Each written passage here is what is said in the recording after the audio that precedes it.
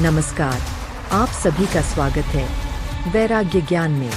आज के कहानी में हम चर्चा करेंगे श्री अरुण कुमार शर्मा द्वारा लिखित पुस्तक जिसका नाम है कामरूप विद्या और परकाया प्रवेश। यह कहानी का दूसरा पार्ट है। अगर आपने कहानी का पहला पार्ट नहीं देखा है तो उसे अवश्य देखें। कहानी यह भी दर्शाती है कि नैतिकता और सही आचरण को कभी नहीं छोड़ना चाहिए। लाजो की क्रूरता और उसकी तमोगुनी साधनाओं ने अंततः उसे विनाश की ओर धकेल दिया। अगर हमारी यह कहानी आपको पसंद आती है तो वीडियो को लाइक करें। आप सभी से निवेदन है कि हमारे चैनल को सब्सक्राइब अवश्य करें। बेल आइकन को दबाना ना भूलें।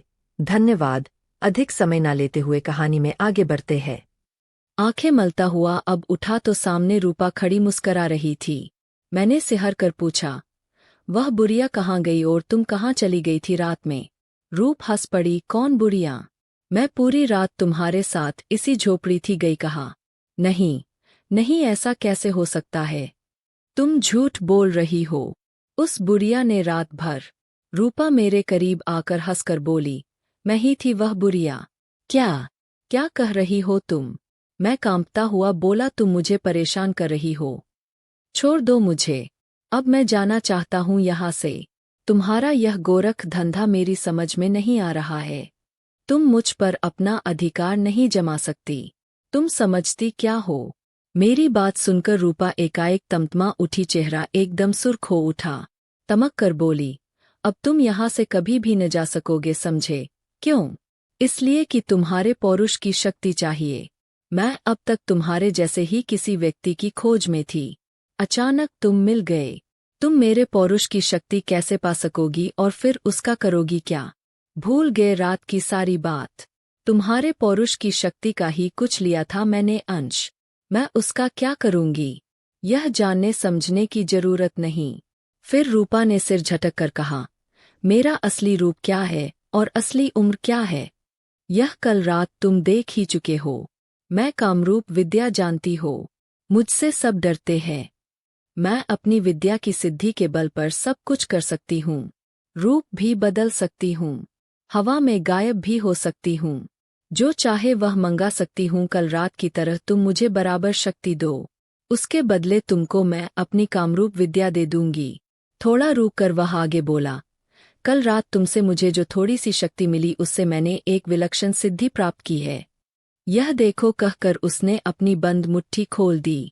उसकी हथेली पर एक ताबीज पड़ा था। मैंने नासमझ की तरह पूछा, यह कैसा ताबीज है? इससे क्या होगा?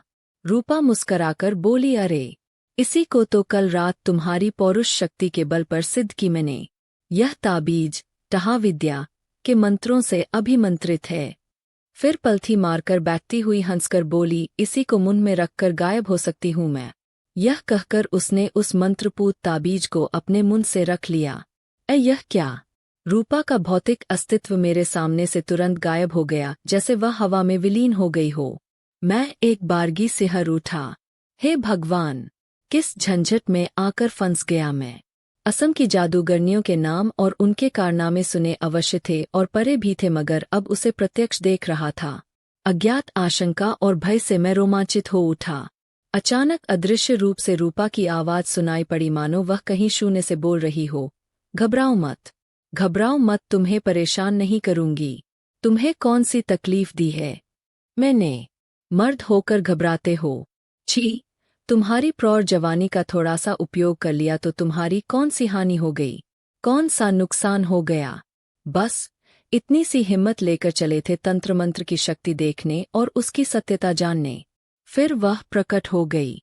मेरे सिर पर हाथ फेरती हुई वह सांत्वना भरे स्वर में कहने लगी, देखो, तामसिक तंत्र मंत्र की साधना सिद्धि में मांस, मदिरा और नारी भोग अति आवश्यक है। इन तीनों में बहुत बड़ी शक्ति है जो तांत्रिक शक्तियों को जगाती है। बिना इसके कुछ भी नहीं मिलता तंत्र में, मगर इसका दुरुपयोग नहीं करना चाहिए। इनका प्रयोग केवल भौतिक सुख के लिए करने से आदमी जानवर बन जाता है। जानवर, उसकी बुद्धि भ्रष्ट हो जाती है। वह तनमन दोनों से बेकार हो जाता है। काम का नहीं रह जाता। उसका जीवन भार हो जाता है। लोगों में भ्रम फैलता है और तंत्र मंत्र पर से विश्वास उठने लगता है। सो अलग समझे। पल भर रुककर उसने कहा, मेरी उम्र 80 साल से भी ज्यादा है। उस समय 16 वर्ष की जवान लड़की थी। बहुत सुंदर थी। न जाने कैसे एक कापालिक की नज़र मुझ पर पड़ गई। मोहित हो गया वह मुझ पर। पागल हो गया मेरे यौवन को देखकर। भेष बदल कर मुझसे प्रेम करने लगा वह। मैं भी तो जवान हो चुकी थी। प्रेम का मतलब भी समझने लगी थी, मगर शरीर का सुख कैसा होता है यह नहीं जानती थी मैं। एक दिन मुझे बहका फुसलाकर अपने मठ में ले गया। काफी लंबा चौड़ा था वह मठ। साधु सन्यासियों के रूप में वहां बहुत सारे लोग थे। तब मैंने जाना कि सुंदर युवक का रूप धर मुझसे प्रेम करने वाला, एक तंत्र विद्या जानने वाला कापालिक है वह। अब डर लगने लगा मुझे। कापालिक अब मेरे सामने अपने असली रूप में था। उसका रूप रंग बहुत डरावना और विभत्स था, लेकिन प्रेम वह पहले की ही तरह करता था मुझसे। दिवाली की रात में उसने मुझे अपना भैरवी बना लिया। कई तरह की मंत्र सिद्धि भी दी उसने मुझे, और अंत में मेरे तन मन को वह सुख दिया जिसकी कल्पना भी नहीं की थी मैंने कभी। पूरी तरह संतुष्ट थी मैं अब। लगभग 14-15 साल रही मैं मठ में, और इस अवधि में बहुत सारी तंत्र विद्याएं सीख ली मैंने कापालिक अभयानंद से। क्या कहा? अभयानंद! चौंक पड़ा मैं एक बारगी। कभी सोचा भी नहीं था और कभी कल्पना तक नहीं की थी कि उस दुर्धर्ष कापालिक की किसी भैरवी से इस तरह सामना होगा। लेकिन मैं बतलाया नहीं कि अभयानंद कापालिक से पूर्व परिचित हूँ। रूपा आगे कहने लगी, अब मैं 30-35 साल की हो चुकी थी। लेकिन इससे क्या? मन की प्यास कहाँ बुझी थी अभी पूरी तरह। कापालिक अपनी साधना सिद्धि के लिए न जाने कहाँ से नवेवना ले आता था, और उसके द्वारा सिद्धि प्राप्त कर उसे छोड़ देता था या उसकी बलि दे देता था। एक प्रकार से मुझे भी छोड़ ही दिया था उस कापालिक ने। मैं भला उसका क्या कर सकती थी? कामरूप विद्या की सिद्धि उसी की दी हुई सिद्धि थी। वह काम आई। उस विद्या के द्वारा उसके मन की बातें मैं जान जाती थी। वह क्या करना चाहता है और आगे क्या करेगा, यह सब मैं पहले ही जान समझ जाती थी। कापालिक मुझसे अपना पिंड छुड़ाने के लिए दीपावली को मेरी बलि देने के लिए सोच रहा था। लेकिन जो होना होता है वही होकर रहता है। इसी को नीति कहते हैं। मेरी बलि क्या देता, वह स्वयं उसी की बलि हो गई। वह कैसे? आश्चर्य और कौतूहल से भरा था मेरा प्रश्न। रूपा कुछ सोचती हुई आगे बोली, एक लड़की थी राधा। राधा! नाम सुनकर अवाक और स्तब्ध हो जाना पड़ा मुझे। क्या वीरेश्वर की राधा तो नहीं थी वह? राधा पर मोहित हो गया था कापालिक। किसी प्रकार उसे अपनी भैरवी बनाना चाहता था वह, मगर सफल नहीं हुआ। इतना कहकर कुछ क्षण के लिए चुप हो गई रूपा। लेकिन मेरी जिज्ञासा और बलवती हो उठी थी। फिर क्या हुआ? व्याकुल होकर पूछा मैंने। होगा क्या? रूपा मुन बिचका कर बोली, उस दिन राधा की शादी होने वाली थी। कापालिक का शिष्य चंडेश्वर भैरव राधा को मंडप से उठा लाया और अपने सामने 16 श्रृंगार किए राधा को देखकर अपना आपा खो बैठा कापालिक। वह आगे बढ़कर अपने आलिंगन में लेना चाहा और तभी आर्तनाद करता हुआ गिर पड़ा कापालिक जमीन पर।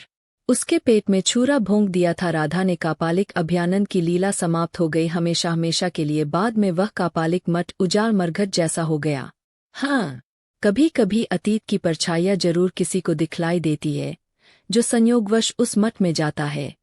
यह सारा वृत्तांत सुनकर मेरी मानसिक स्थिति जाने कैसी हो गई। अतीत का सारा दृश्य एक एक घूमने लगा मानस पटल पर। रूपा भी एक विशिष्ट अंग होगी उस स्मृति कथा का, यह कभी सोचा तक न था और न तो कभी कल्पना ही की थी मैंने। हे भगवान, कौन संयोग है यह? मन ही मन सोचने लगा। 1948 से तंत्र मार्ग में प्रवेश किया है मैंने। तब से लेकर अब तक न जाने कितने सिद्ध साधकों से मिला, कितने साधु संतों का दर्शन किया, और न जाने कितने भयंकर दुर्धर्ष और खतरनाक तांत्रिकों और तंत्र की उच्चावस्था प्राप्त साधकों के साथ सत्संग किया। उनकी अपनी पारलौकिक जैसी अविश्वसनीय कथा है। लेकिन इन 5-6 वर्षों में तंत्र मार्ग में जो विलक्षण और चमत्कारपूर्ण अनुभव हुए वे वास्तव में अपने आप में अविश्वसनीय और सनसनीखेज थे, इसमें संदेह नहीं। गहरा अनुभव था और कुछ विशेष भी था, इसमें भी संदेह नहीं। मैंने अब तक इस दिशा में क्या क्या किया है, कौन कौन सी साधना की है, किस किसी रास्ते गुजरा हूँ, कहाँ कहाँ गया हूँ, कहाँ कहाँ भटका हूँ और गुह्य विद्याओं में क्या क्या उपलब्धि हुई है, मुझे इन संबंधों में रूपा पूरी तरह अनभिज्ञ थी। मैंने बतलाने की आवश्यकता भी न समझी। यदि थोड़ा कुछ जोश में आकर बोल देता तो रूपा भड़क जाती और शादी के लोभ में भी कुछ न बतलाती मुझे, जो वह बतलाना चाहती थी, इसलिए मौन रहा मैं। पल भर रुककर रूपा आगे कहने लगी, 80 क्या 100 साल से भी ऊपर कामरूप विद्या की अलौकिक शक्ति का भार ढो रही हूं मैं, जिसके कारण कापालिक अभ्यानंद बराबर मुझे परेशान करता रहता है, मरने के बाद भी यक्षलोक में रहता है। उस तंत्र लोक में भला उसकी गति कहा। तंत्र शक्ति के बल पर उसने जो काफी पापाचार और दुराचार किया है, भोगना ही पड़ेगा न बाबू उसे। इतना तो कहना जरूर पड़ेगा कि शक्तिशाली तो बहुत है, अभी भी कुछ कर सकता है, मनुष्य के रूप में आता है। मुझे तो तंग करता ही है और आसपास की जवान लड़कियों को भी बड़ी मुसीबत से जान पड़ी है। अब मैं मरना चाहती हूँ, इतनी उम्र हो गई है, रूप बदल कर कब तक रहूंगी। सोचती हूँ कि मरकर नई जिंदगी और नया शरीर मिले, मगर वह कपटी कापालिक मरने भी नहीं देता मुझे। सोचती हूँ तुम्हें कामरूप विद्या देकर हमेशा के लिए इस जिंदगी से मुक्ति पालूं। तुम्हारी आत्मा की शक्ति मुझे इस तांत्रिक मायाजाल से मुक्त कर देगी, मुझे इसका विश्वास है। मूर्ख की तरह मुंह बाए मैं रूपा की बातें सुनता रहा। अंत में उसने कहा, आज रात तुमको कामरूप विद्या की कुछ सिद्धियों का चमत्कार दिखलाऊंगी, घबराना मत, डरना भी मत, वरना जान से हाथ धो बैठोगे, समझे। मन ही मन यह सोचकर हंसने लगा, एक पागल कापालिक की भैरवी बनकर और कामरूप विद्या पाकर यह रूप बदलने वाली बुढ़िया अपने आप को सर्वज्ञ समझने लगी है। मैं जानता था कामरूप विद्या तंत्र के 10 वीर साधना के अंतर्गत एक साधन है, उसके अंदर कई उच्च कोटि की दुर्लभ सिद्धियां भी है। यह अच्छी तरह जानता व समझता था मैं। आखिर रात हुई, वह कौन सा प्रहर था अब याद नहीं रह गया है। ढलान के बाद एक पहाड़ी नदी थी, नदी किनारे पुराना श्मशान था। एक पीपल का पुराना पेड़ भी था जिसकी सूखी डालों पर यमघंट बंधे हुए थे। 3-4 मरियल कुत्ते इधर उधर टहल रहे थे, कुछ मांसखोर पक्षी भी वहां मदरा रहे थे। चारों ओर श्मशानी निस्तब्धता व्याप्त थी। जंगल की ओर से जानवरों की आवाजों रुक रुक कर आ रही थी। रोमांचित हो उठा मैं, भय भी लग रहा था मुझे। रूपा मेरी स्थिति समझ गई, कहने लगी, कैसे मर्द हो तुम, तंत्र मंत्र मामूली बात नहीं है, सबके वश की बात भी नहीं है। उसकी साधना करना, एक बीजाक्षर को ही सिद्ध करने में शरीर की सारी ऊर्जा खत्म हो जाती है।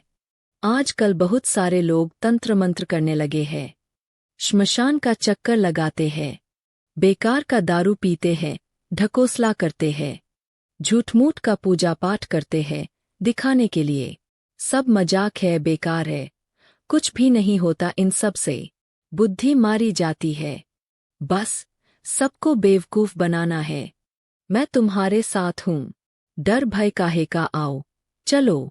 उसने ढेले से जमीन पर एक गोला खींचकर कहा, तुम इस गोले के भीतर बस खड़े रहे हो, कुछ नहीं होगा मगर शांत रहना, बोलना मत, चिल्लाना भी मत। मुझे बेवकूफ समझ रही थी, मन ही मन हंस पड़ा। मैं उसके आदेश का पालन किया, गोले के भीतर खड़ा हो गया चुपचाप। रूपा नदी की ओर गई थी, थोड़ी देर बाद लौटी। वह कोई भारी चीज घसीट कर ला रही थी। चिपचिपे अंधे में कुछ समझ में नहीं आ रहा था। थोड़ा स्पष्ट हुआ, वह एक नंगा मुर्दा था किसी युवक का। इस अंधेरे में नदी में बहता हुआ कैसे मिल गया मुर्दा रूपा को? आश्चर्य हुआ मुझे। मुर्दे को लाकर श्मशान में पटक दिया उसने, फिर आग जलाई। आग तुरंत भभक कर जल उठी।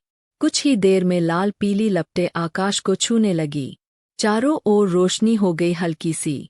अब रूपा साथ लाए बड़े से झोले से 2-3 शराब की भरी बोतल, मुर्गे का मांस, तेल का बड़ा सा दीपक, कुछ कौड़ियां और कुछ कंकड़ निकाले। मैं उसकी सारी गतिविधि गोले में खड़े खड़े चुपचाप मौन साधे देखता रहा, मुंह बाएं। अब क्या होगा? लगता है यह डायन है। बोतल से एक मिट्टी के बर्तन में थोड़ी शराब उड़ेल कर उसने पी। पूरे शरीर में कंपन हुआ। अपने को समेट लिया नशे की उत्तेजना को। फिर थोड़ा सी शराब जलती आग में डाली। भड़क उठी आग और अंत में मुर्गे का मांस डाला। मांस जलने की दुर्गंध फैल गई शमशान में। उसके बाद कोई मंत्र पढ़कर कौड़ी और कंकड़ों को चारों दिशाओं में जोर से फेंका उसने और उसी के साथ चीख चीख कर बोलने लगी, आओ बुझाओ प्यास, करो काम उड़ाओ माल, चल अपने दर से कसम बाबा मशान की। रूपा के इस प्रकार चीखने और उटपटांग ढंग से बोलने से एकाएक श्मशान का निस्तब्ध वातावरण बोझिल हो उठा। मैंने देखा, चारों ओर से नरकंकालों के झुंड आने लगे, गिरते पड़ते, आपस में टकराते और नाचते कूदते। सचमुच बड़ा ही रोमांचकारी और भयंकर दृश्य था वह, इसमें संदेह नहीं। उस समय तो मैं इतना अधिक रोमांचित हो उठा था और इतना भयभीत भी हो उठा था कि जब झोली से एक लंबा चमचमाता हुआ छुरा निकालकर रूपा ने सामने पड़े शव के अंगों को बोटी बोटी काटने लगी, उससे बड़ा ही विभत्स दृश्य था वह। देखा, मांस का टुकड़ा उठा कर नरकंकालों के सामने फेंकने लगी। ले खा ले, पेट भर के कहकर। सभी नरकंकाल संवेद स्वर में ही कर हंसने लगे, उच्च स्वर में। बड़ा ही डरावना दृश्य था। श्मशान कांप उठा जैसे। मुर्दे का मांस खाने के बाद वापस लौटने लगे सभी नरकंकाल। अभी मेरे सामने एक और भयानक दृश्य आने वाला था जिसकी कल्पना भी नहीं की जा सकती। हे भगवान, क्या देख रहा था मैं!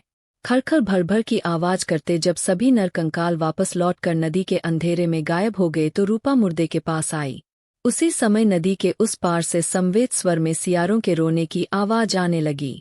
बिल्कुल पिशाचिनी जैसी लग रही थी रूपा। अभी भी उसके हाथ में वही रक्तरंजित लंबा भयानक छुरा था। एकाएक उसने छुरे को हवा में लहराया और एक प्रबल झटके से मुर्दे के सीने में छुरा भोंक दिया। भलभला कर खून मिला पानी बह निकला। रूपा ने तुरंत उसको कटोरे में रोक लिया और दोनों हाथ में कटोरा थामकर गटगट कर पीने लगी वह उस द्रव को। सचमुच बड़ा ही विभत्स दृश्य था वह, इसमें संदेह नहीं। उसी क्षण कोई जंगली जानवर जोर से चीख पड़ा श्मशान के बगल में। वातावरण और अधिक भयानक हो उठा श्मशान का उस अंधेरी काली रात में। द्रव से भरा कटोरा हाथ में लिए अब रूपा मेरी ओर बढ़ने लगी। भयभीत आंखों से उसकी ओर देखा मैंने। उसका चेहरा लाल हो रहा था और आंखों में से भी चिंगारियां निकल रही थी जैसे करीब आकर भारी आवाज में और आदेश भरे स्वर में बोली, ले पी ले, पूरा पी जा, छोड़ना मत। मैं एकदम से चिल्ला पड़ा, नहीं, यह सब मुझसे नहीं होगा, मैं खून नहीं पीऊंगा। पीना ही पड़ेगा, क्यों नहीं पिएगा? रूपा गुर्राकर बोली और फिर उसने कटोरा मेरे मुंह से लगा दिया। न जाने कैसे, क्यों और किस प्रेरणा के वशीभूत होकर एक सांस में ही सारा द्रव पी गया मैं। पहले तो पूरा शरीर सनसना उठा और अंगंग में चुभन जैसी होने लगी और फिर ऐसा लगा मानो कोई अज्ञात और अमेय शक्ति पूरे रग में दौड़ गई हो। आंखें जलने लगी, होंठ फड़कने लगे, पैर कांपने लगे और उसी अवस्था में गिर पड़ा मैं वहीं। और फिर चेतना लौटी तो अपने आप को रूपा की झोपड़ी में पाया। क्या बतलाऊं आपको, तंत्र मंत्र के क्षेत्र में बहुत सारा खोज शोध अन्वेषण किया है मैंने। उस दिशा में कई प्रकार की विलक्षण अनुभूति भी हुई है मुझे। भयंकर से भी भयंकर अशरीरी तत्वों से भी सामना हुआ है मेरा। लेकिन बंधु, उस शव द्रव को पीने के बाद जो कुछ अनुभव हुआ वह सबसे अलग था, इसमें संदेह नहीं। उसी दिन से मैं अपने आप में एक विलक्षण अनुभव करने लगा, पारलौकिक अनुभव और साथ ही लौकिक अनुभव भी। मैं जो कुछ सोचता विचारता उसका तुरंत समाधान हो जाता था। जब कोई प्रश्न मन में उत्पन्न होता था उसका उत्तर भी मिल जाता था तुरंत। इतना ही नहीं, जो कोई भी मेरे पास आता था उसके विषय में भी सब कुछ जान जाता था पल भर में। आसपास कोई घटना घटने वाली होती थी, उसका सारा दृश्य सामने आ जाता था। किसके मन में क्या है, कौन खिचड़ी पक रही है, यह भी जान जाता था। अब तक मैं अच्छी तरह समझ गया था, हर आदमी बाहर कुछ है और भीतर कुछ। सभी दोहरा जिंदगी जीते हैं, इससे संदेह नहीं। मेरी जिंदगी एक प्रकार से स्वयं एक प्रबल समस्या बन गई। आश्चर्य की बात तो यह थी कि स्वयं मैं अपने विषय में कुछ जानता समझता नहीं था और यही एकमात्र कारण था कि धीरे धीरे अंतर्मुखी होता चला गया मैं। हर समय उस अवस्था में यही अनुभव करता था कि मेरे चारों ओर असत्य और सत्य की मिलीजुली दीवार खड़ी है, जिसमें सत्य की मात्रा बहुत ही कम है। रूपा की झोपड़ी में लेटा लेटा यह जान गया था कि अब आगे क्या होने वाला है, कौन सी घटना घटने वाली है।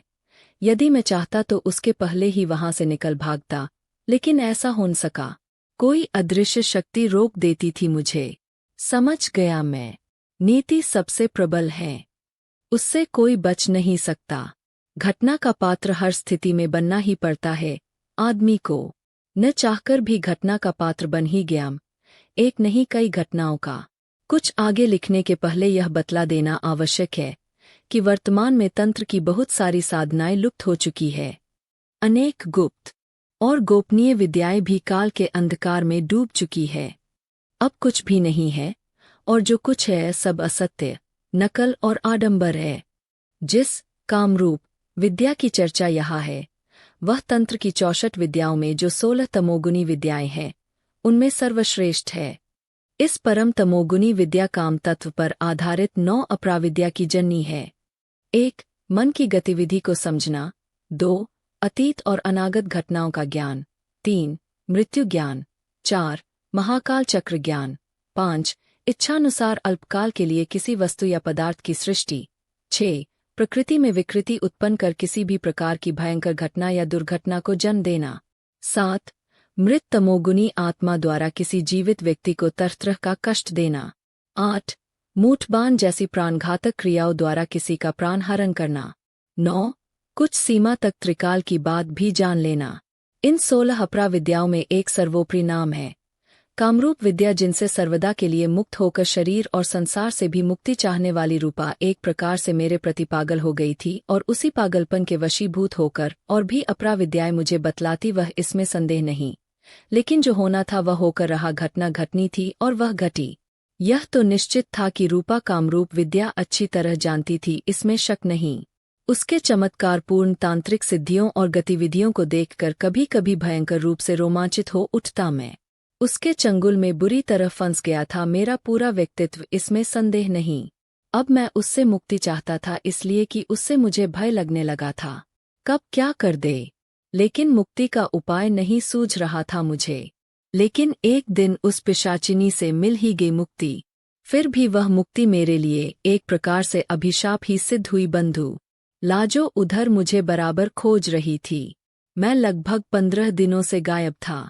एक दिन न जाने कैसे लाजो को यह जानकारी मिल गई कि रूपा के कब्जे में हूँ। फिर क्या तुरंत शेरनी की तरह गरजती तर्जती हुई अधमकी रूपा की झोपड़ी में। उसका रौद्र रूप देखकर मेरा रोम रोम कांप उठा। एक बारगी एक प्रेम की देवी को कालरात्रि के रूप में देखकर कौन नहीं भयभीत हो उठेगा भला। लाजो की नज़र मुझ पर पड़ी। झपट कर मेरा हाथ पकड़ा कसकर और घसीटती हुई क्रोध भरे स्वर में बोली, चांडालिन, मेरे शिकार को फंसाने की तेरी हिम्मत कैसे हुई। रूपा भी कम न थी, तमक कर बोली, तूने खरीद थोड़े ही रखा है इस बकरे को। फिर पलटकर मुझसे पूछने लगी, बोल, तू मुझसे शादी करेगा न? बोल, वादा किया है न? बोल। बोलता क्यों नहीं? क्या बोलता, क्या कहता? मुझे तो जैसे लकवा मार गया था। न जबान हिली और न तो गर्दन ही डोली। मैं सहमा हुआ मुँह बाएं कभी रूपा की तरफ तो कभी लाजो की तरफ देखने लगा। लाजो ने तड़प कर कहा, उससे क्या पूछती है? मुझे देख, जिस पहाड़ से टकराने चली है उसकी ऊंचाई तो देख। देख सकेगी, गर्दन टूट कर पीछे लटक जाएगी, समझी।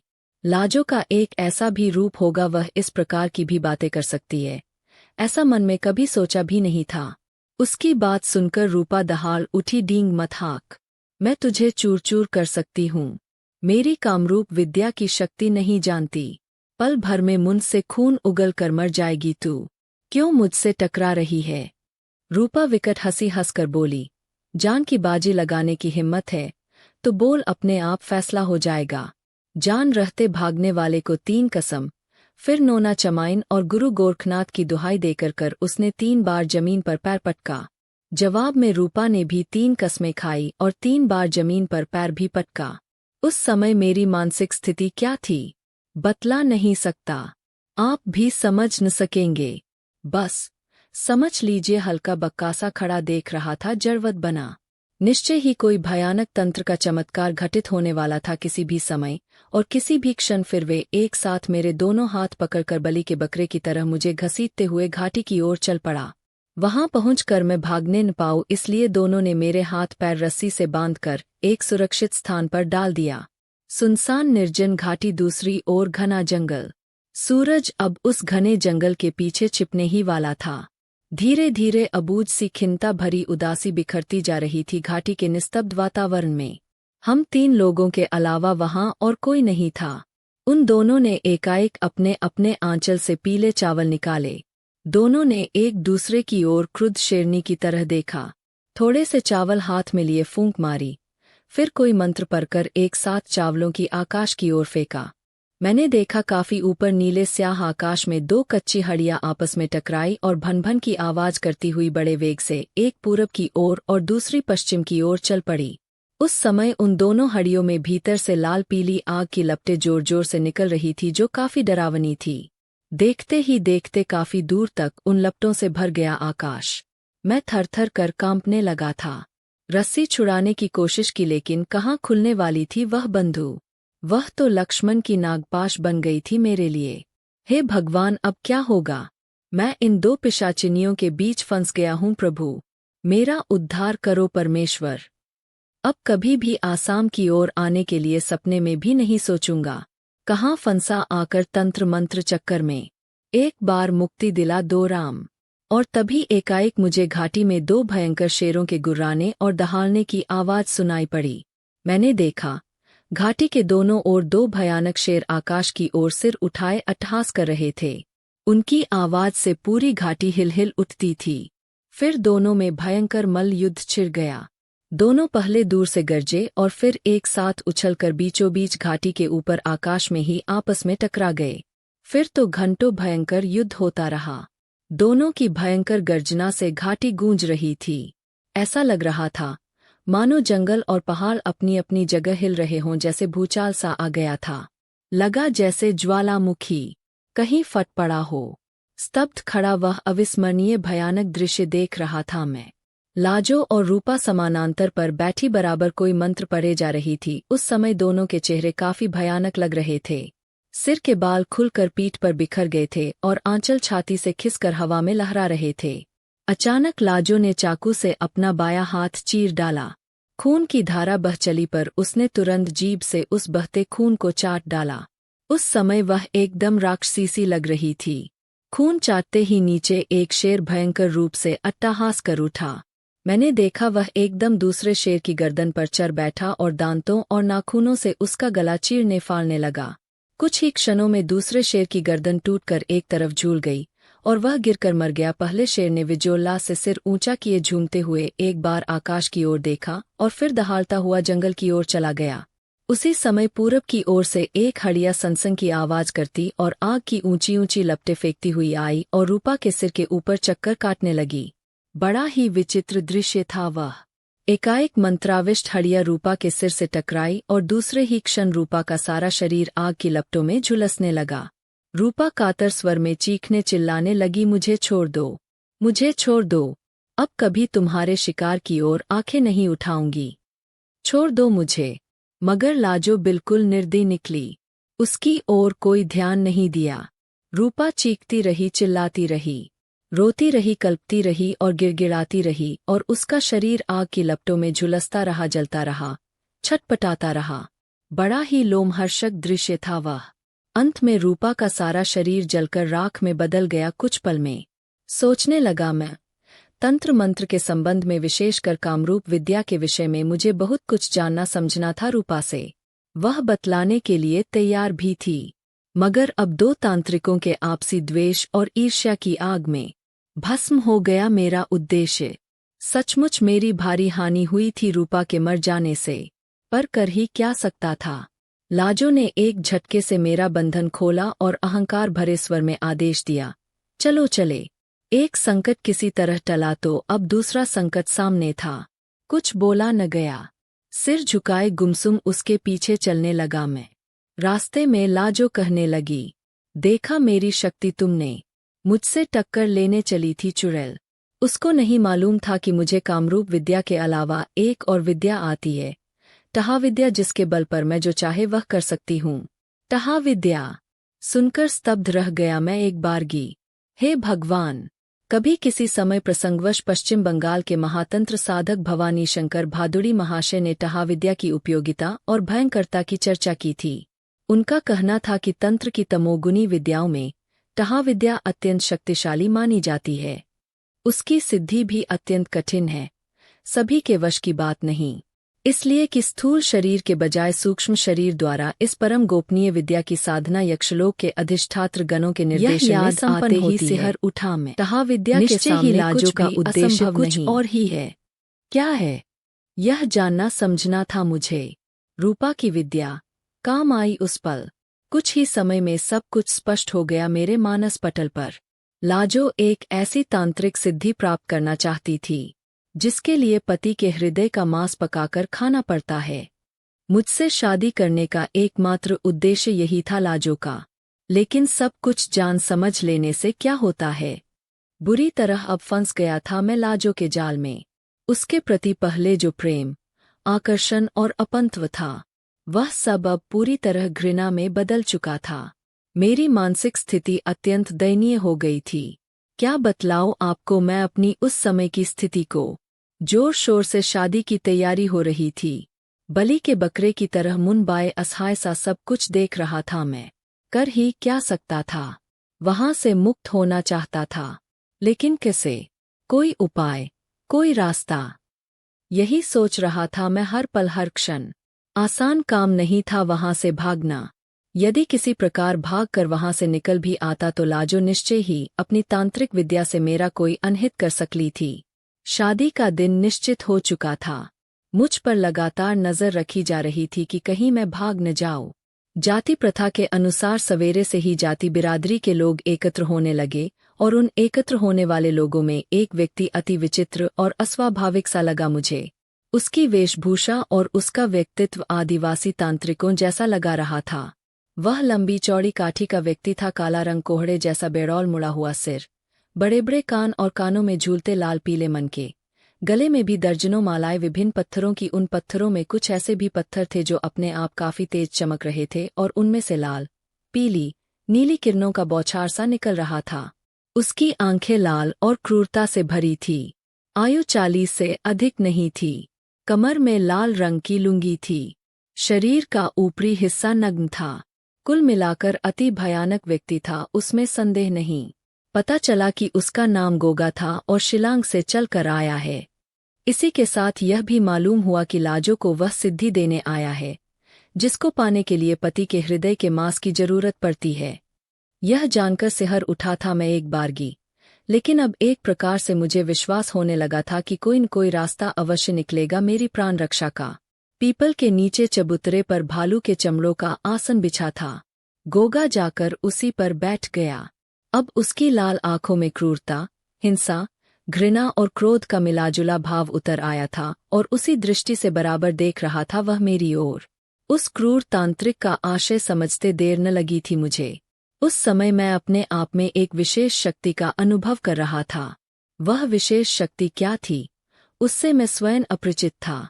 सांगा हो चली थी। देखते ही देखते शादी में सम्मिलित होने वालों की भीड़ एकत्र होने लगी। थोड़ी ही देर में सैकड़ों की संख्या में लोगों की भीड़ वहां लग गई। एकाएक एक साथ कई नगाड़े बज उठे और उसी के साथ शुरू हो गया सामूहिक नृत्य भी। उसके बाद शराब का जो दौर शुरू हुआ तो बंद होने का नाम ही नहीं लिया। कई बकरे काटे गए, कई काटे गए मुर्गे भी। काफी रात गए तब लोग शराब पीते रहे और मांस खाते रहे। लाजो ने भी खूब शराब पी और नशे में काफी देर तक नाचती रही। अंत में अचेत होकर गिर पड़ी। उसने इतनी अधिक शराब पी ली थी कि उसी बेहोशी की स्थिति में सवेरा होने के पहले ही दम तोड़ दिया उसने। मैंने नजर घुमाकर चारों ओर देखा। बहुत सारे लोग तो खा पी कर वापस चले गए थे और जो बचे थे वे नशे बेसुध पड़े थे जमीन पर। पीपल के नीचे गोगा तांत्रिक भी पड़ा था नशे में अचेत। मैंने एक लंबी सांस ली और जल्दी जल्दी चलकर गांव के बाहर आ गया। फिर जिधर कदम बढ़े उधर चलता रहा बेसुध सा, चलते चलते जैसे खो बैठा था अपना आपा में। कब दिन ढल गया पता ही न चला मुझे उस स्थिति में। सिर घुमाकर चारों ओर देखा।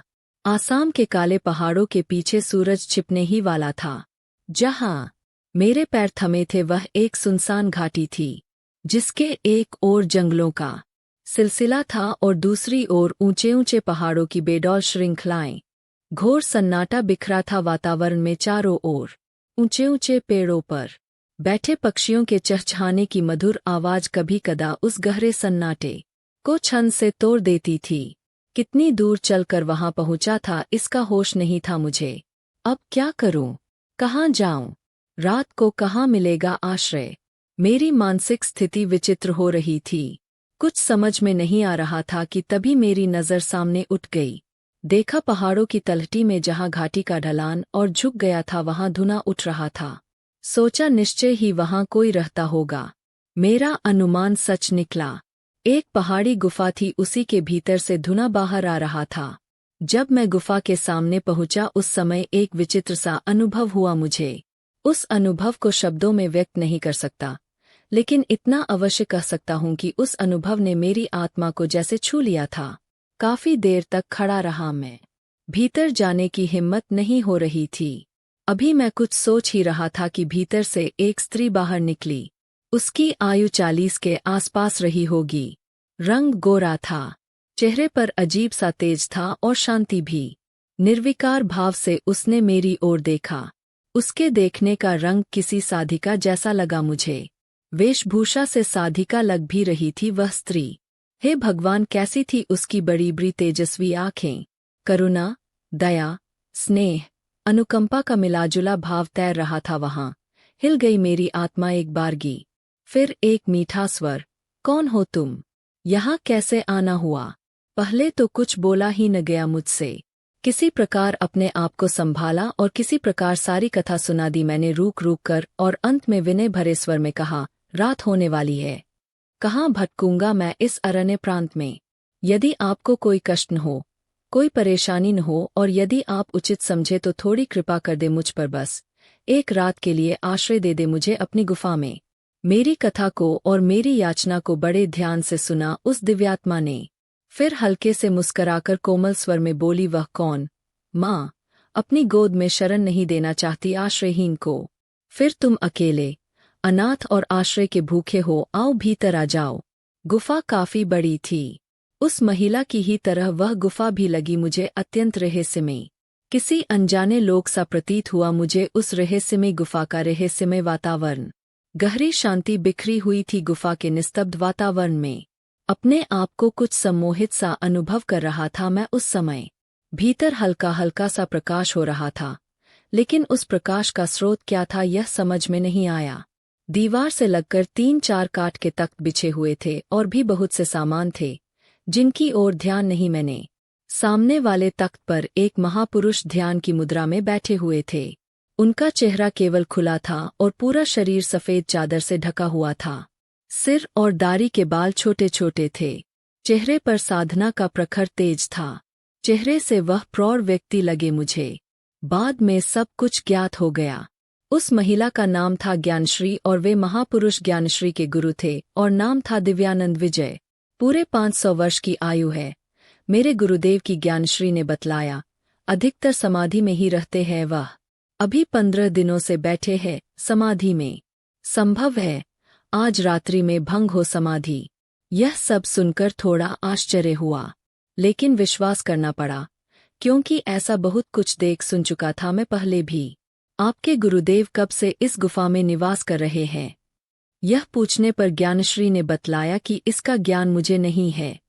हाँ, इतना अवश्य जानती हूँ कि 300 वर्ष पहले गुरुदेव हिमालय के मांधाता पर्वत की एक गुफा में रहते थे। उसी स्थान पर उन्होंने मुझे निर्विकल्प दीक्षा दी थी। 100 वर्ष पहले गुरुदेव वहां मुझे साधना के लिए अकेला छोड़कर अज्ञात यात्रा पर निकल गए, लेकिन उनसे मेरा सदैव यौगिक संबंध बना रहा। यह मैंने पहली बार समझा कि गुरु कहीं भी रहते हैं, जिस अवस्था और जिस स्थिति में रहते हैं, अपने शिष्यों से निर्बाध संबंध बनाए रखते हैं आंतरिक रूप से। एक दिन ज्ञात हुआ कि गुरुदेव पर काया प्रवेश को उपलब्ध हो गए हैं। अब उनके निकट जाना होगा। मैं आ गई और 5 वर्ष से यहीं गुरुदेव की सेवा में हूँ। फिर तो आपकी भी अवस्था बहुत अधिक होगी। मेरे प्रश्न का कोई उत्तर नहीं दिया। माँ ज्ञानश्री ने समय पर भंग हुई समाधि देखा।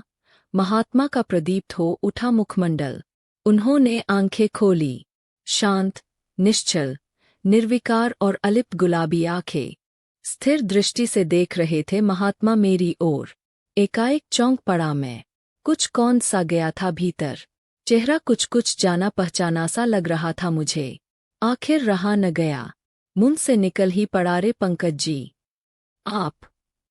600-700 वर्षों में निश्चय ही व्यक्तित्व में अंतर अवश्य आ गया था, लेकिन पंकज जी को पहचानने में भूल नहीं हुई थी मुझसे।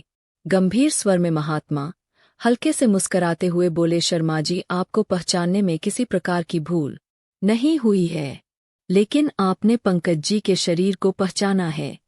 उनके शरीर के भीतर आत्मरूप में कौन स्थित है, उसे न आप जान सकते हैं और न तो पहचान ही सकते हैं। यह सुनकर मैंने कहा, आप एक सिद्ध परम योगी है।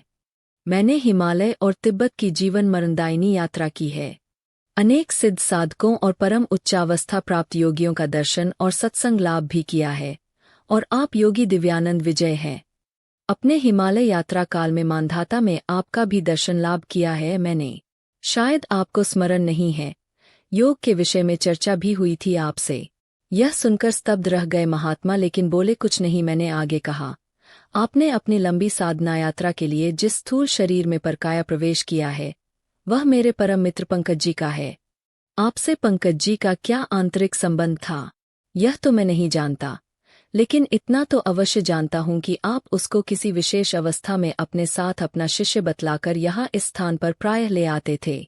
आपको यह भी बतला दूं कि आपको और आपके इस स्थान की खोज में पंकज जी को लेकर काफी भटका हूं, और उस स्थिति में जो जो अनुभव हुए और जितने जो देखा सुना, उसे जीवन पर्यंत भुलाया नहीं जा सकता।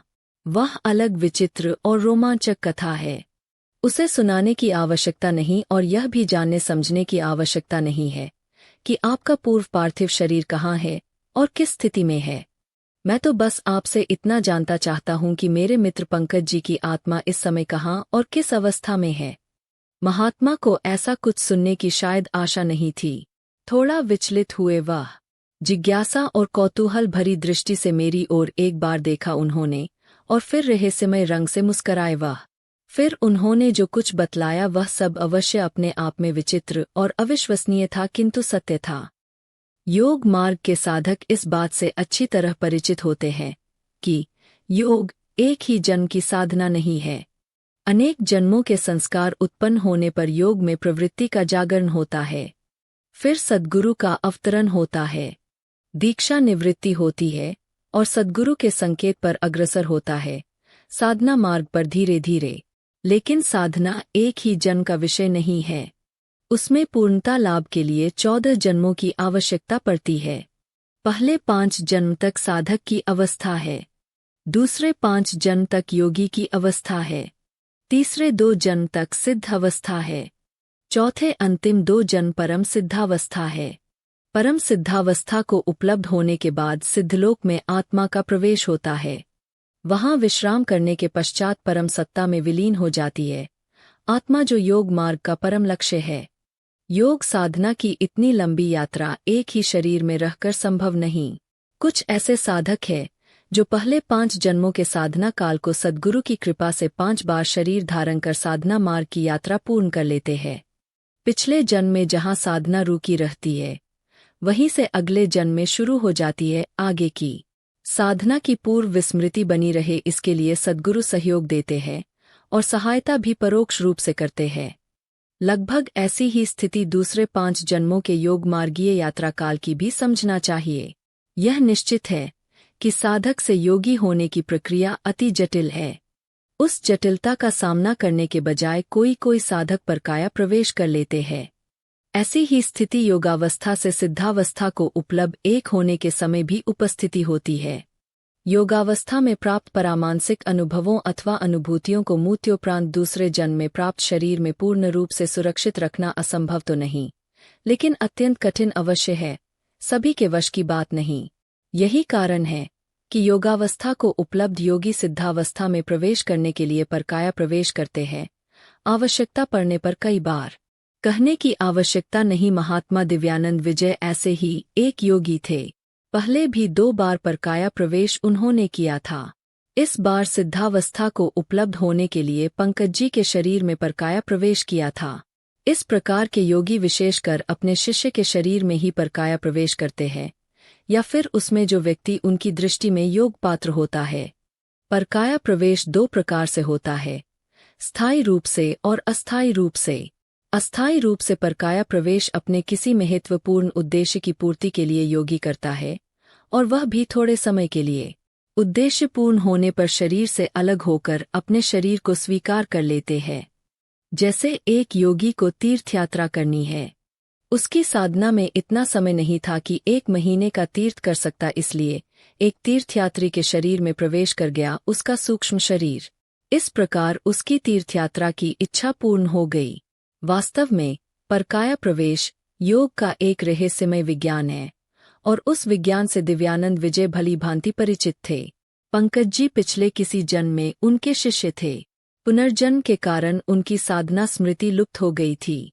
जब उनका गुरु से सामना हुआ तो वह सुप्त स्मृति जागृत हो उठी और वे अपने गुरु के साथ बिना किसी को कुछ बतलाए चुपचाप उनके स्थान पर चले गए। सर्वप्रथम गुरु ने उन्हें स्पर्श दीक्षा दी और बाद में दी शक्तिपात दीक्षा। योग तंत्र में शक्तिपात दीक्षा का अपना भारी महत्व है। इस दीक्षा द्वारा पिछले जन्मों के साधना संस्कार तो जागृत होता ही है, इसके अतिरिक्त आगे की साधना के लिए अपने आप मार्ग प्रशस्त हो जाता है, साथ साथ नवीन दैवी ऊर्जा भी प्राप्त होती है। इसके बाद जो घटना घटी निस्संदेह वह अपने आप में चमत्कारपूर्ण, अविश्वसनीय और आश्चर्यजनक ही समझी जाएगी, इसमें संदेह नहीं। दिव्यानंद विजय सिद्धावस्था को प्राप्त महान योगी थे, इसमें संदेह नहीं। अब के परम सिद्धावस्था को उपलब्ध होना चाहते थे और इसके लिए उनके जीवन में अब समय नहीं था, और इसी कारण परकाया प्रवेश करने शरीर और नए जीवन द्वारा अपने परम लक्ष्य तक पहुंचना चाहते थे महाशय। बस समस्या थी, शिष्य की आत्मा का क्या होगा, उसकी साधना का क्या होगा। ये दोनों प्रश्न अत्यंत गंभीर थे। पंकज जी इन सब बातों से अनभिज्ञ अपरिचित अपनी आगे की साधना करने लगे थे और करने लगे थे गुरु सेवा। आखिर समाधान हो ही गया। अब तक पंकज जी को समाधि की अवस्था में शरीर से बाहर निकलने की योग्यता उपलब्ध हो गई थी। अपने सूक्ष्म शरीर द्वारा दूर दूर की यात्रा करने लगे थे। इच्छानुसार कभी काशी, कभी गौरी केदार तो कभी मानसरोवर यात्रा तो करते ही थे। मन लग गया तो कुछ दिन वहां निवास भी कर लेते थे। इसे गुरु की प्रेरणा कहना चाहिए या फिर दैवयोग शिवरात्रि का महापर्व था। उस अवसर पर पंकज जी सूक्ष्म शरीर से पर्व का आध्यात्मिक सुख प्राप्त करने के लिए काशी आए। काशी का प्रसिद्ध दशाश्वमेध घाट, स्नानार्थियों की भीड़, काशी विश्वनाथ के दर्शन के लिए भी कम भीड़ नहीं थी। दान देने वालों और दान लेने वाले ब्राह्मणों, पंडों और गंगापुत्रों का समूह अलग। भीड़ और उसी भीड़ में गंगा किनारे सीढ़ी पर बैठ एक प्रौढ़ महिला अपनी गोद में 10-12 वर्ष के बालक को लिए विलाप कर रही थी। बालक मर चुका था और उसकी मृत काया ठंडी को गई थी। वह ब्राह्मण बालक था और वह महिला उसकी माँ थी। वह विधवा, अनाथ और आश्रयहीन गरीब परिवार की थी। उस भीड़भाड़ में उस गरीब महिला का न कोई विलाप सुनने वाला था, न कोई उसका आंसू पोंछने वाला था, और न तो कोई था उसकी सहायता ही करने वाला। अपने आंचल से अपने इकलौते बेटे की लाश को छिपाए दोनों हाथ पसारे सहायता के लिए भीख मांग रही थी वह अनाथ और आश्रयहीन भीड़ में से किसी की आवाज सुनाई दी। बगल के किसी गांव देहात से आई थी अपने बेटे को लेकर गंगा नहाने और बाबा विश्वनाथ का दर्शन करने। रास्ते में बेटे को ठंड लग गई। यहाँ आते आते अकल गई देह बेटे की। बेचारा अपनी माँ का अकेला सहारा था, और तभी वहां भीड़ को धकियाते हुए एक पंडा आ गया। ऊंची और मजबूत कदकाठी, मस्तक पर त्रिपुंड, गले में रुद्राक्ष की माला, कमर में रामनामी लपेटे और भंग की तरंग में डूबते उतराते। एक बार सिर घुमाकर देखा चारों ओर पंडों ने और फिर बोला, थोड़ा कड़क कर बुढ़िया, यहाँ बैठी क्या नाटक कर रही है? बच्चे को मरना था, मर गया। मरना तो सभी को है। धंधा का टाइम है। चल उठ यहाँ से मणिकर्णिका जा, वहीं क्रियाक्रम होता है, जाकर कर दे। बेटे को काशी लाभ होगा। हाँ बाबू, बचवा का क्रियाक्रम तो कर ही के पड़ी। महिला रोती हुई बोली, पर बाबू पैसा ना ही बाटे का करीबा। कहाँ जाई, कैसे मांगी? कोई एक महतारी माँ का दुख ना समझत हो बाबू। माँ की पीड़ा सुनने समझने के लिए पंडा वहां नहीं था। कब का वह किसी यजमान के पीछे चला गया था। धंधे का टाइम था। काफी देर से सब कुछ देख सुन रहे थे पंकज जी। कब तक सहन करते? आखिर एक योगी का हृदय द्रवित हो उठा। करुणा से भर उठी उसकी आत्मा। विह्वल हो उठा एक बारगी वह योगी। एक माँ की पीड़ा, व्यथा, दुख और कष्ट को भले ही लोग आंतरवेदना एक बार अनसुनी करते, अनदेखी कर दे उसकी उपेक्षा, लेकिन एक योगी के लिए यह संभव नहीं। वह तुरंत अपना दोनों हाथ फैला देगा माँ का आंसू पोंछने के लिए। माँ की गोद में पड़े बालक के निश्चेष्ट और निष्प्राण शरीर धीरे धीरे गर्म होने लगा। चैतन्य हो उठा वह। कुछ देर बाद आंखें खोलकर अपनी माँ की ओर देखा बालक ने और फिर धीरे से बोला, माँ। बचवा, अरे हमार बचवा, कहते हुए एक दुखियारी माँ ने अपने कलेजे के टुकड़े को, भला वह गांव की गंवार देहाती क्या जानती थी कि जिसे कलेजे से लगाई है वह केवल उसके बेटे का पार्थिव शरीर है, और उस शरीर के भीतर तो है एक परम सिद्ध योगी की आत्मा। सैकड़ों हजारों मील दूर अपनी गुफा में समाधि की अवस्था में बैठे योगी दिव्यानंद विजय इन तमाम घटनाओं को करतलवत देख सुन रहे थे। आंखें खोलकर देखा, सामने पंकज जी का समाधि में बैठा पार्थिव शरीर शीतल होता जा रहा था। अब धीरे धीरे, देर नहीं कि योगी ने तुरंत अपना जीर्ण शीर्ण काया को छोड़कर पंकज जी के मृत शरीर में प्रवेश कर गया। अपने योग बल से वह और अपने मृत देह को गुफा में ही भूमिगत कर दिया। अब उसके पास नया युवा शरीर था, लंबा जीवन था और था सामने परम सिद्धावस्था की उपलब्धि। यह सब सुनकर एक बारगी स्तब्ध और अवाक रह गया मैं। भारतीय अध्यात्म का जो एकमात्र मूल स्तंभ है, उस योग की यह विचित्र, आश्चर्यजनक और मर्मस्पर्शी कथा पर भला कौन विश्वास करेगा, कौन स्वीकार करेगा उसकी सत्यता पर? एक लंबा असर हो गया। दिव्यानंद विजय अपनी शिष्य के साथ अभी उसी गुफा में है या नहीं, यह निश्चित रूप से नहीं कहा जा सकता। मुझे तो प्रतीक्षा थी उस बालक की जिसके शरीर में विद्यमान थी पंकज जी की आत्मा। क्या मेरी प्रतीक्षा सफल हुई? हाँ, इसमें कोई संदेह नहीं। 18 जनवरी 1990 ईसा पूर्व। सांवा का समय। ठंडी अधिक थी उस समय। कंबल लपेटे बैठा था मैं अपने कार्यालय की कुर्सी पर, और उसी समय मनोज शर्मा मेरे कार्यालय में आ गए। उनके साथ एक काफी लंबी चौड़ी कदकाठी का सन्यासी था। मनोज जी ने बतलाया कि आपके दर्शन के लिए गिरिनार से आए हैं ये सन्यासी महाशय। मैंने स्थिर दृष्टि से सन्यासी की ओर देखा। सुगठित शरीर और गौर वर्ण, कंधे तक झूलते हुए काले घुंघराले बाल, गले में स्फटिक और रुद्राक्ष के बीच सोने का मोटा चैन, चौड़े मस्तक पर त्रिपुंड की रेखाएं, कान में हीरे का झिलमिल करता कुंडल, बड़ी बड़ी भौराली आंखें, रक्ताभ होंठ और तेजों में मुखमंडल, कुल मिलाकर अत्यंत प्रभावशाली व्यक्तित्व। एक बारगी सकका गया मैं। असहज भी हो उठा थोड़ा। मेरी ओर देखकर सन्यासी हल्के से मुस्कुराया और मंद किंतु कोमल स्वर में बोला, आपने मुझे पहचाना नहीं? कौन है आप? मेरा उत्तर सुनकर हंस पड़ा सन्यासी। बड़ी ही कौतुक भरी हंसी थी वह। मैं आपका मित्र पंकज हूँ। क्या कहा? आप पंकज जी है? हठात निकल गया मेरे मुंह से। हाँ बंधु, इसमें शक संदेह नहीं। वैसे मेरा नाम है शिवानंद सरस्वती। जन्म, मृत्यु और पुनर्जन्म जैसे रहस्यमय और जटिल विषय पर खोज शोध करने वाला एक बारगी स्तब्ध रह गया और यह सोचने के लिए बाध्य हो गया कि शरीर का महत्व संसार तक ही सीमित है, फिर उसका कोई मूल्य नहीं। महत्व और मूल्य है आत्मा का, इसलिए कि वह नित्य है और है शाश्वत। आत्मा एक ऐसा तत्व है जिसमें जन्म जन्मांतर की श्रुति, स्मृति, ज्ञान, विज्ञान, अनुभव और तमाम अनुभूतियां उसी प्रकार विद्यमान रहती है जैसे सुंदर पुष्प में उसकी सुगंध। पंकज जी का शरीर गुरु ने ग्रहण कर लिया और पंकज जी ने स्वीकार कर लिया एक अनाथ विधवा के मृत शरीर को। दोनों की यात्रा एक और लक्ष्य भी एक। शरीर बदलने से कुछ नहीं बदलता, सब कुछ पूर्ववत रहता है। रही मृत्यु की बात, वह तो केवल पूरी ईमानदारी के साथ आत्मा को एक शरीर से दूसरे शरीर में स्थानांतरित कर देती है, बस। मैंने मृत्यु के लिए ईमानदारी शब्द का प्रयोग किया है इस प्रसंग में। जरा सोचने समझने की बात है। ईमानदारी एक संस्कार है बंधु, जो प्रकृति मनुष्य के जीन्स में डालती है। वैसे मेरी दृष्टि से मृत्यु से बड़ी ईमानदार चीज इस सकल ब्रह्मांड में दूसरी नहीं, और यही कारण है कि किसी कफन में कोई जेब नहीं होता। यह अपने आप में मृत्यु के सबसे ईमानदार होने का सबसे बड़ा प्रमाण है। वह आती है और आती ही है, सबके पास आती है, बिना किसी रोक टोक के और बिना किसी डर भय के आती है। बिना बुलाए भगाए सटीक क्षण पल पर आती है। आपको लेती है और प्रकृति के दरबार में प्रस्तुत कर देती है। बिना किसी तकरार और हील हुज्जत के आप कुछ भी नहीं कर सकते।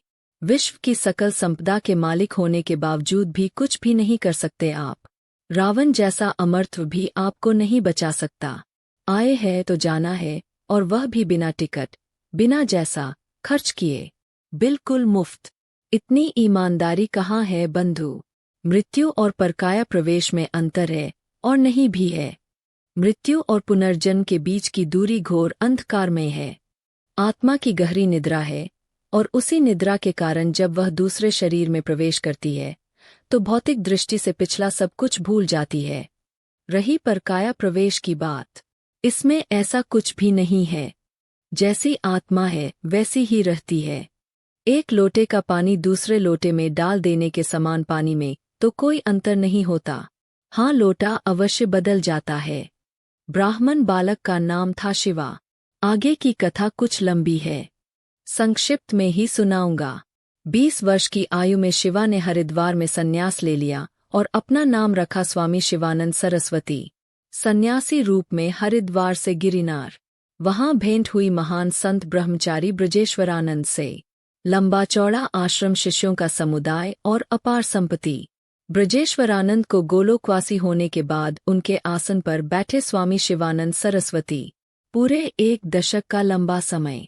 बीच बीच में स्वामी जी के शिष्यगण काशी जब आते तो समाचार मिल जाता, और जब मेरी पत्नी की मृत्यु का समाचार स्वामी जी को मिला तो एक बारगी उद्वेलित हो उठे। वह फोन किया, अब क्या रखा है जीवन में, सर्वस्व त्याग कर चले आइए गिरिनार। 2-3 बार अपने शिष्यों को भेजा मुझे लाने के लिए, मना कर दिया मैंने। पत्नी ने साथ छोड़ दिया, लेकिन मैं काशी नहीं छोड़ूंगा।